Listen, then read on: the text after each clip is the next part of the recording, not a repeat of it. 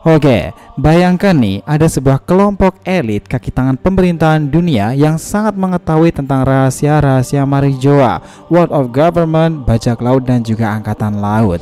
Nah, mereka dikenal sebagai Cyberpol. Nah, mungkin nih di dunia nyata sendiri itu adalah Intel lah, atau dalam kisah Shinobi itu sebagai Anbu yang bertugas untuk misi-misi keji dan juga berat. Nah, mereka ini terbagi dalam CP5 dan CP6, CP7. Namun nih yang menjadi fokus pembahasan kita di sini adalah dua yang tertinggi dan super elite, CP9 dan juga CP0. Nah, Cyberpol sendiri adalah intelijensi yang bersumber nih dari kata Arab yang berarti sebuah kode. Nah, dari semua bajak laut yang sejak kecil menjadi perburuan mereka adalah Nico Robin. Hal ini jelas nih karena Robin sendiri bisa membaca poneglyph itu, dan itu adalah sesuatu yang sangat dilarang, dimana Cyberpol sendiri itu bertanggung jawab atas seluruh kerahasiaan pemerintahan dunia. Lalu siapa nih sosok mereka yang sebenarnya, para topeng-topeng dari Cyberpol itu? Apakah beneran sang ini terlibat sebagai agen ganda dan terlibat, dan apakah mereka pada dasarnya juga tahu dengan sosok Im Sama? Nah, kita akan bahas lebih detail lagi nih mengenai Cyberpol ini.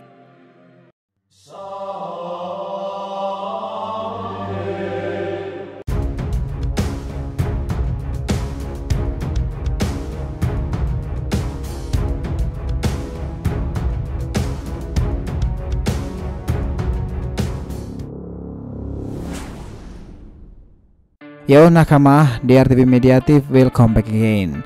Nah, kali ini kita akan bahas nih mengenai agen paling misterius yang dibenci oleh Nico Robin dan berhubungan dengan pemerintahan dunia sendiri, Cyberpol. Oke, biar nggak salah persepsi silahkan simak sampai akhir ya. Jangan lupa klik lonceng subscribe-nya biar nggak ketinggalan informasi lainnya dari DRTV. Follow juga nih Instagram dan TikTok DRTV Mediatif yang berisikan populer konten ASEAN pop culture lainnya. Oke, kita lanjut. Nah, dengarkan ini baik-baik. Kita fokus kepada para anggota Cyberpol terkuat yaitu CP9 dan juga CP0. Kalian ingat sekarang ini pemerintahan dunia itu telah memburu Dr. Vegapunk, dan orang yang ditugaskan adalah para mantan CP9 yang sekarang menjadi anggota dari CP0, agen yang paling tinggi dalam jajaran Cyberpol sendiri. Dan orang yang bertanggung jawab untuk melenyapkan Vegapunk dan membawa Seraphim di sini adalah Rob Lucci, pria yang luar biasa menguasai teknik bela diri Rokushige. Kita ingat bahwa sejak kecil para agen CP9 itu juga dilatih dengan teknik super langka yang memusatkan kecepatan tinggi, pertahanan dan juga daya tahan. Untuk kasus CP9 sendiri itu mereka memiliki teknik seperti Rokugan, Soru, Tekai, Geppo dan juga Shigan. Mereka para ahli pertempuran jarak dekat. Yang menarik sekarang, para agen yang paling dikhawatirkan itu adalah CP0 atau yang bernama lengkap yaitu Cyberpol IG0. Inilah sekuat luar biasa misterius yang bahkan sejak di Wano Kuni mereka mengawasi jalannya pertempuran. Dan sayangnya mereka ini bekerja secara langsung pula di bawah para bedebah Tenryubito. Nah, kami pikir nih kata IG sendiri yang mungkin berlambangkan perisai ini adalah melindungi pula Tenryubito. Anggota CP0 tentu banyak dari jebolan CP9 seperti Kaku, Blueno, Khalifa, Spandam dan tentunya adalah Rob Lucci. Nah, kala itu di Wano Kuni itu ada sebuah pertanyaan nih, apakah para anggota CP0 itu yang bertopeng ini memiliki power lebih kuat? Sepertinya begitu sih, karena ada setidaknya 3 member CP0 ini bertopeng dan identitasnya itu belum diketahui pasti. Kami pikir salah satu dari mereka itu akan mengejutkan kita, pria di balik topeng tersebut. Jika plot twistnya seperti Obito, maka ini luar biasa mengesankan sih. Nah, kenapa bisa seperti itu?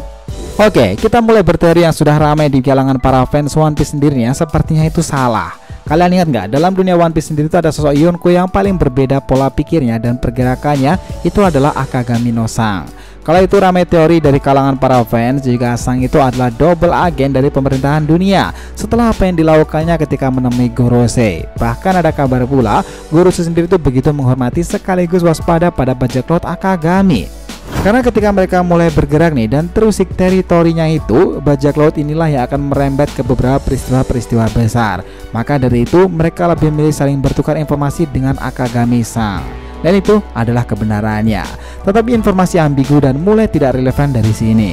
Jika kalian ingat dalam road movie Uta kemarin itu, mereka para guru sendiri sudah menduga jika Sang itu adalah bagian dari bangsawan dunia Tenryubito, karena dia sendiri berhubungan dengan Uta yang mereka anggap sebagai ayahnya, dimana itu berasal dari V Garland family.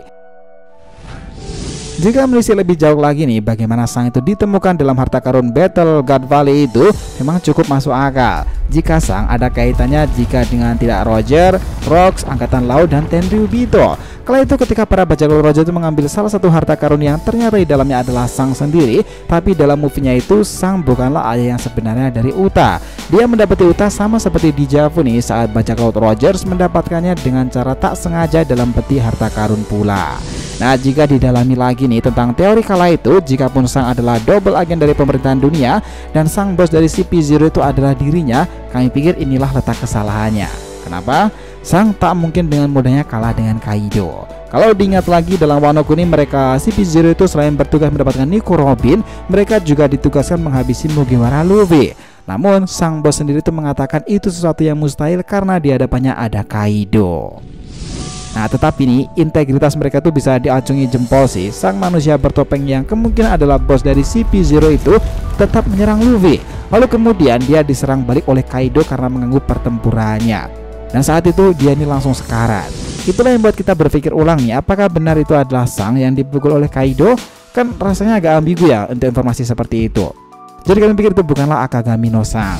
Nah, tetapi memang ada member CP0 yang dia melompat dari Onigashima ke bawah ketika Kaido juga mulai tumbang tuh. Nah, sepertinya dia memang merencanakan sesuatu. Sekarang nih dengan berakhirnya Art Wano Kuni itu, member CP0 itu tentu masihlah bertambah kuat dan kita tahu pula Sang bos itu mati atau enggak kita juga belum ada kabar tentang itu. Bahwa para agen CP0 itu juga belum semuanya ditampilkan pula.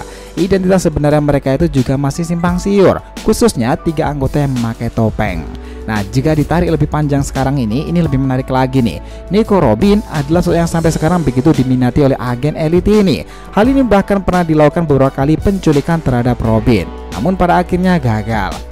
Tetapi pasti ada alasan kuat nih kenapa mereka begitu menginginkan Robin. Nah, kami pikir jawabannya itu sederhana. Robin adalah orang yang berhubungan dengan Profesor Clover dari perpustakaan Ohara. Mereka di sana itu berisikan para arkeolog terhubung dan bisa membaca batu aksara poneglyph. Dan itu adalah sebuah larangan keras bagi pemerintahan dunia sendiri ketika ada orang luar yang mengetahuinya. Dan itulah kenapa mereka meledakkannya dengan Berserker. Nah, agen CP0 itu sampai sekarang begitu menginginkan Robin karena dalam kelompok Yonko Mugiwara itu hanya Robin satu-satunya yang mampu membaca tulisan aksara tersebut. Tertarik dengan abad kekosongan, Void Century, dan sejarah yang hilang dari kerajaan kuno, yang mana itu akan mengarah ke 3 senjata purbakala Poseidon, Pluton, dan juga Uranus. Dan fakta ini memanglah benar nih, Robin telah mengetahui beberapa poin inti dari semua hal ini. Hanya tinggal Uranus dan Road Poneglyph terakhir nih yang akan menuntun mereka menghubungkan titik-titik di mana pulau terakhir Locktail itu berada. Nah, sebelum mereka mendapatkannya, pemerintah dunia itu selalu menargetkan si anak iblis Robin itu karena pengetahuannya sangatlah berbahaya. Dan itu alasan pula Robin selalu khawatir jika ia bertemu dengan para member CP0 karena ia tahu nih seberapa kuatnya mereka jika harus dihadapi Robin seorang diri. Nah, sekarang pula pertanyaannya itu gini. Kan kemarin kita bilang nih, Angkatan Laut itu bahkan tak mengetahui keberadaan Im Sama, hanya Gorosei yang mengetahuinya. Apakah si Purple ini tahu rahasia tahta yang menduduki di Marijoa sana, sang raja dunia yang dipanggil Im Sama itu? Nah, jawabannya itu terletak pada persepsi Rob Lucci kemarin ketika menuju ke Egghead ke markas Dr. Vegapunk. Lucci mengatakan bahwa menangkap orang jenius memang sangatlah merepotkan. Dia bahkan berpikir tuh, apa kejadian genosida Lulusia Kingdom kemarin itu ada kaitannya dengan Dr. Vegapunk? Ya, intuisi Lucci itu memanglah tajam, tetapi sepertinya salah nih. Jadi kami pikir kemungkinan 90% mereka tidak mengetahui tentang identitas sang raja dunia dalam Marijoa, termasuk agen CP0 Rob Lucci. Dan untuk 10%-nya itu juga tak menutup kemungkinan salah satu dari mereka itu benar-benar ada yang tahu tentang banyaknya sejarah yang disembunyikan dari pemerintahan dunia sendiri. Dan salah satunya adalah Im Sama. Para agen si Purple itu mungkin hanya bagian luarnya saja yang kita tahu sekarang ini, tetapi latar belakang dan kedalaman rahasia-rahasia yang mereka tutupi belumlah terungkapkan pasti. Maybe next nih ketika peristiwa-peristiwa perang besar dimulai itu kita akan mengetahui apa dan mengapa si Purple itu mengemban tugas sepenting dan sekrusial ini. So, gimana menurut pendapat kalian? Jadi itulah tadi pembahasan kita mengenai para agen paling misterius yang dibenci oleh Nico Robin dan berhubungan dengan pemerintahan dunia sendiri. Si Purple, mereka sangatlah memiliki integritas nih, tetapi dari semua si Purple itulah yang paling menakutkan adalah CP0. Gimana menurut kalian? Jangan lupa kisaran di kolom komentar dan subscribe channel ini. Semoga ceritanya itu memberikan informasi dalam tiap pembahasan animenya. Thank you telah menonton konten DR TV and we'll be come back.